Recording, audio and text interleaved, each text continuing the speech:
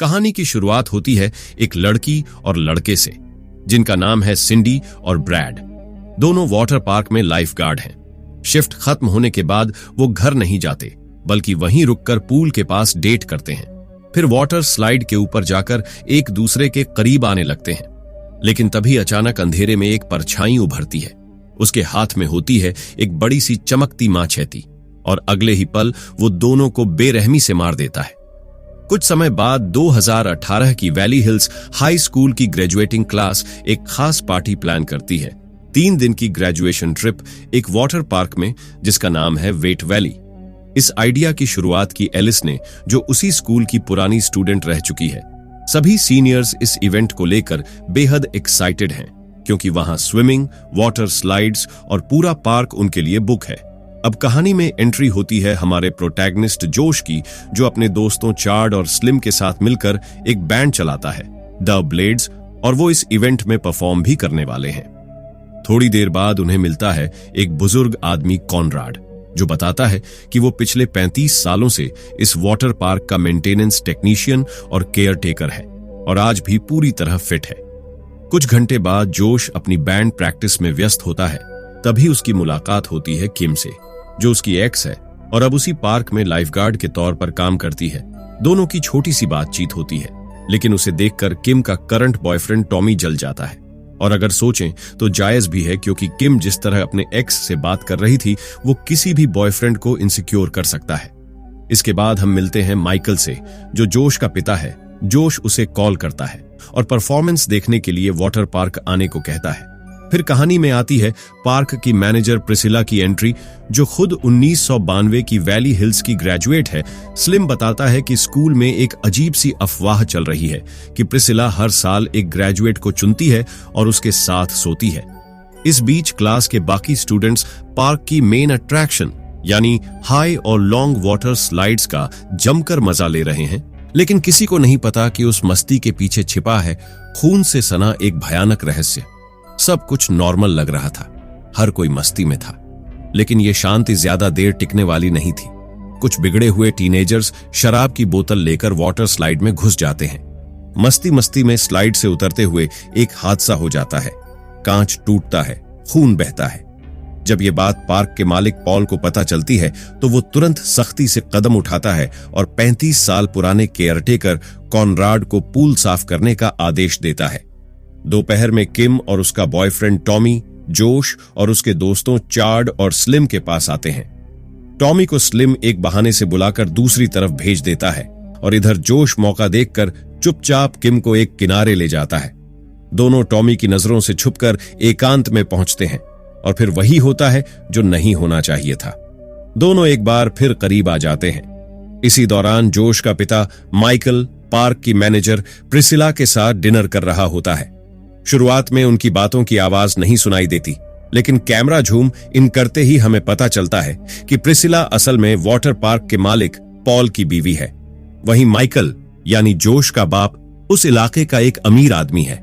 Michael मुस्कुराते हुए कहता है, पॉल को शायद पता ही नहीं कि उसके सामने क्या कीमती चीज बैठी है। उधर कुछ देर बाद जोश और किम सबके सामने वापस आते हैं। शो शुरू होने वाला है। द ब्लेड्स स्टेज पर 80 के हिट गाने बजाने लगते हैं। किम सामने खड़ी एक्टिंग करती है जैसे उसे जोश का गाना पसंद नहीं, लेकिन उसके चेहरे पर छुपी स्माइल सब बयां कर देती है। इस बीच टॉमी को अभी भी पता नहीं कि उसकी गर्लफ्रेंड उसे धोखा दे चुकी है, लेकिन सीनियर ग्रुप चैट में एक वीडियो शेयर होता है, जोश और किम का हुकअप, और टॉमी वो वीडियो देख लेता है। गुस्से से पागल होकर टॉमी सीधा स्टेज पर चढ़ता है और सबके सामने जोश की जमकर धुनाई करता है। चारों तरफ चीख पुकार मच जाती है। मामला और तब बिगड़ता है जब प्रिसिला अपने पति पॉल को एलिस के साथ रंगे हाथों पकड़ लेती है। वही एलिस जिसने इस पूरी ग्रेजुएशन ट्रिप की प्लानिंग की थी। बाद में माइकल अपने बेटे जोश के पास आता है, उसे शांत करने की कोशिश करता है और फिर उससे पूछता है कि वो इस वाटर पार्क को खरीदने के उसके आइडिया के बारे में क्या सोचता है। लेकिन उन्हें क्या पता था कि एलिस पास ही सब सुन रही है। वो पॉल के पास जाती है और उसे डांटते हुए कहती है कि अगर उसने पार्क बेच दिया तो उसके पास कुछ नहीं बचेगा। पॉल शराब के नशे में उसे भरोसा दिलाता है कि वो ऐसा कभी नहीं करेगा, क्योंकि यही पार्क उसकी कमाई का एकमात्र जरिया है। कई घंटे बीत जाते हैं सभी स्टूडेंट्स सो चुके होते हैं, लेकिन उसी रात एक अजनबी पार्क में चुपचाप दाखिल होता है। वो वाटर स्लाइड के एक हिस्से में अंदर घुसता है और वहां 2 धारदार मेटल ब्लेड्स एक्स शेप में फिट कर देता है। मौत का जाल अब बिछ चुका है। अगली सुबह जोश का पिता माइकल पार्क में घूमते हुए कुछ अनहोनी का अंदाजा लगाता है, लेकिन तभी कोई रहस्यमयी शख्स उसका पीछा करने लगता है। माइकल रुकता है। माइकल के पैर में गोली लगती है। उसे घसीटते हुए शेड में बंद कर दिया जाता है। जैसे ही दरवाजा खुलता है, हम देखते हैं कि वहीं 2 सड़े गले शव पड़े हैं, सिंडी और ब्रैड, वहीं 2 लाइफ गार्ड्स जिन्हें फिल्म की शुरुआत में मारा गया था। दृश्य बदलता है और अब टॉमी को उसकी नौकरी से निकाल दिया गया है। उसी समय किम भी उससे ब्रेकअप कर देती है। टूटे हुए टॉमी के पास अब कुछ नहीं बचा। तभी कॉनराड उसके पास आता है और कहता है, अब किम की जिंदगी में तेरी कोई जगह नहीं बची। पर टॉमी अब भी उम्मीद नहीं छोड़ता, क्योंकि वो किम से सच्चा प्यार करता है। लंच के बाद कॉनराड वाटर स्लाइड्स का पानी चालू करता है। किसी को नहीं पता कि एक स्लाइड के अंदर धारदार ब्लेड्स लगाए गए हैं। मौत का जाल बस चालू होने ही वाला है। उधर प्रिसिला, जो पार्क में काम करती है, अपनी ड्यूटी छोड़कर स्लिम के साथ फिजिकल हो रही होती है। शाम को ग्रेजुएशन इवेंट के तहत एक मजेदार प्रतियोगिता रखी जाती है। 500 रुपए का इनाम है। सभी सीनियर्स टीम्स में बंट जाते हैं। जोश, चाड और स्लिम एक टीम बनाते हैं, लेकिन स्लिम गायब है। इसी बीच टॉमी अचानक उनके पास आता है। भले ही उसे निकाल दिया गया हो, पर वो कहता है, मैं अब कर्मचारी नहीं, विजिटर हूं और मैं भी हिस्सा लूंगा। बाकी सीनियर्स को उसका आना पसंद नहीं आता। स्लिम अब भी नदारद है, इसलिए जोश और चाड किम को टीम में शामिल कर लेते हैं। इस सब के बीच टॉमी कुछ अजीब नोटिस करता है। एक स्लाइड से पानी टपक रहा है और स्लाइड के मटेरियल के टुकड़े भी फर्श पर पड़े हैं। उसे शक होता है कि स्लाइड के साथ छेड़छाड़ हुई है। टॉप पर जाने के लिए सब सीनियर्स लाइन में लगे हैं।